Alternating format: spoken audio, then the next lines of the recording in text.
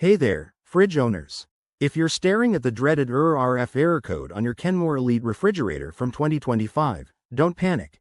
We're diving straight into what it means and how to fix it. I'm your guide to making your kitchen run smoothly again.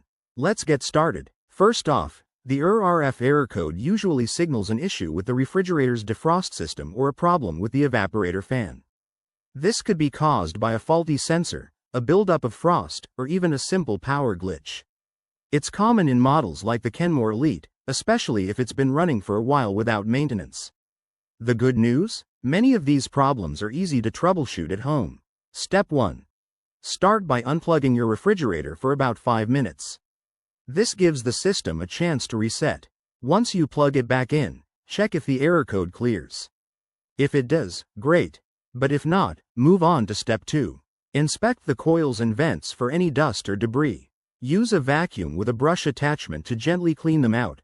Remember to wear gloves and be careful not to damage anything. Next, check for frost buildup in the freezer compartment. If you see excessive ice, that might be blocking the defrost sensor. Defrost the fridge manually by turning it off and letting it thaw completely, which could take a few hours. After that, plug it back in and see if the error persists. If these steps don't work, it might be time to look at the evaporator fan or sensors. Unfortunately, this often requires professional help, so contact Kenmore customer support or a certified technician. They can diagnose any hardware issues quickly. In summary, the ER RF error is usually fixable with a reset or basic cleaning, but always prioritize safety. Never attempt repairs if you're unsure. Thanks for watching. If this helped, hit that like button and subscribe for more home appliance tips. See you next time.